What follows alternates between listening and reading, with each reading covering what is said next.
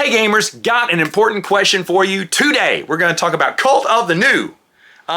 It always irks me, still to this day, when I see someone's top 100. Then they bring a top 100 out the next year, and their number, top 10 game is now at number 70 or 80, or it was, that you see their rankings from the last time they ranked it, and it's dropped. Yeah, it was new, it was exciting, you loved it, and then you realize, it wasn't that all good. The newness of it is why I loved it, and you dropped it.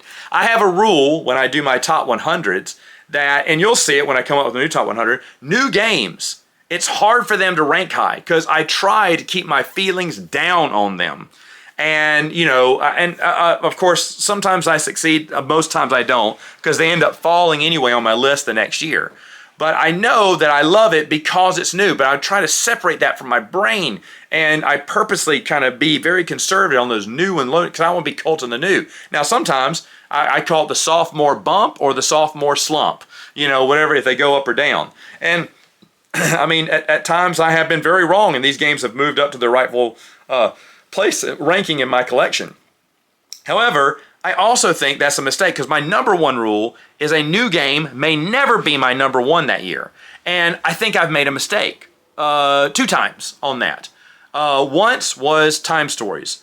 That was one of the best gaming experiences I ever had. And I had to rank it number 2 because by my own law, it couldn't be number 1.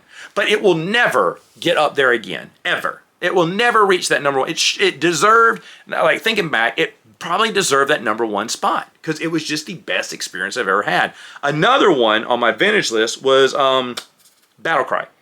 Holy smokes. I played through every scenario of Battlecry. I was just blown away by this game. But again, it got a number 2 ranking that year because it may not be number 1. Yet it was a very impressive game, and I had great memories of it that first time playing it. Will it ever reach number 1 again? I don't know. It's going to be up there in my vintage games top 5 for sure, almost every year. But did I cheat it out of getting number 1? That's what I don't know. Am I right for doing this? I really do question this. Is Cult of the New a bad thing, or do you think it's a good thing? Yeah, Matt, you enjoy it for the very first time you get it. You're excited. Once that, it's like that new car. You don't want to eat in your car. You don't want to smoke in your car. You don't want anyone to touch and get your car dirty. You're wiping it down with diapers every day. And then a year later, you don't care. You're the one stomping your muddy feet and spilling the ketchup all over the seat. You know what I mean? It loses that newness, that precious to you. So what do you feel about Cult of the New? Let me know in the comments below, and I'll see you next time.